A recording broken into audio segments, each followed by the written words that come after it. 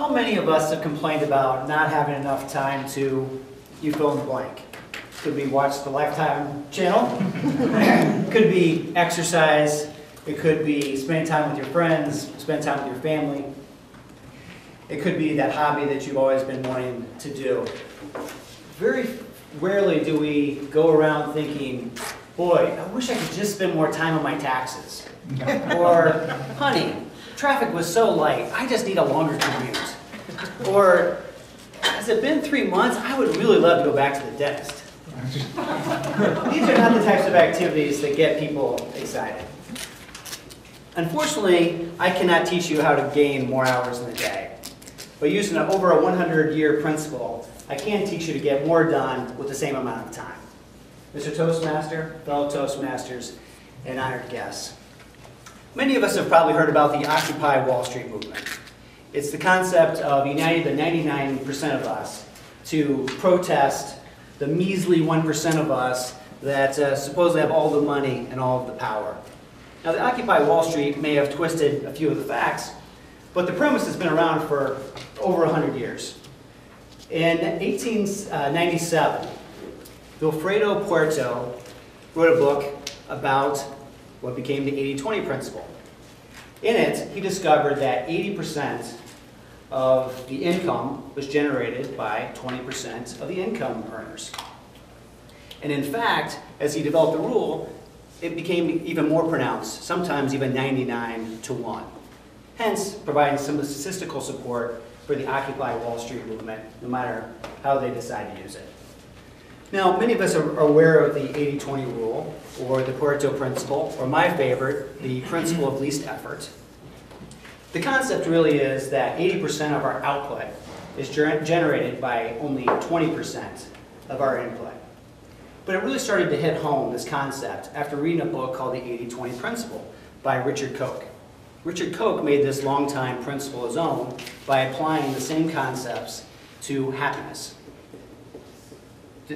Laying out the concept that 80% of your happiness comes from only 20% of your time. As we think about these times when you've been happy, maybe it's been times this week, this year, or times over the year. What are some of those key times? What are the items that make you the most happy? Mr. Koch came up with, he calls these happiness islands. They may include things that you've always wanted to do, things that you like to do. It could be things that enhance your creativity, or it could be things that you just get to hang out with people you like and value. On the contrary, you have what he calls the unhappiness islands. These are things that make you unhappy, feel unproductive, and frankly just miserable. These are items that may include items like hanging out with people you don't like or don't value. Could be tasks that, words like, we've always done it that way, or someone else's agenda, somebody else wants you to do this task, or things that don't really tap into your own creativity or that you want to do. To me, that exercise, the unhappiness islands, was even more helpful for me to understand what I didn't like to do. I actually kind of phrased it my stop doing list. So when I think about my unhappiness islands, my happiness islands, I started to put those into action shortly after finishing this 80-20 principle book.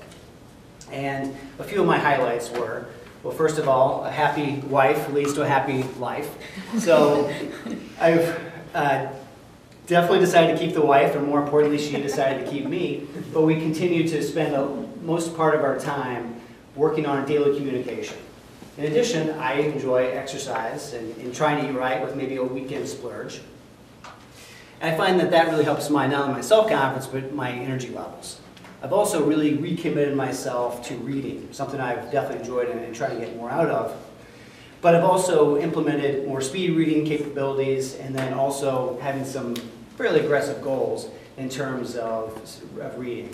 And then I've really tried to spend more time with friends, spend time just hanging out with my family without all the distractions of soccer and things of the like, but just kind of hanging out time. And then also, I generally like my job.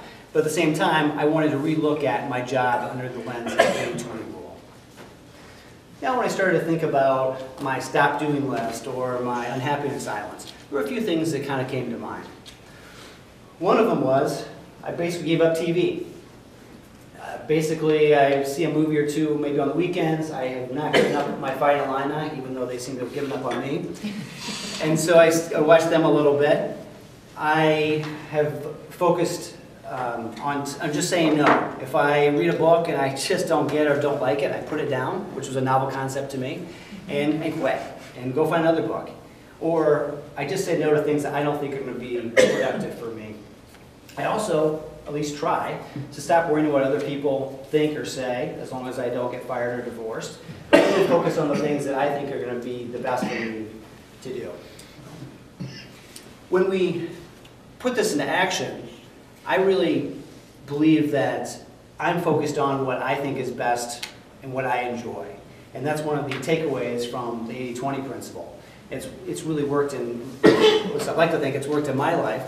And the things that I can impart on you is really to think about what do you enjoy, what do you like to do, and trying to capture those moments more in your life. When we think about the Occupy Wall Street movement, it's the idea that we're trying to mask the 99%. And what my argument is, don't worry about the 99%. Worry about making yourself happy and be part of the 1%, the most important 1%, and that's really being personally fulfilled. Mr. Toastmaster?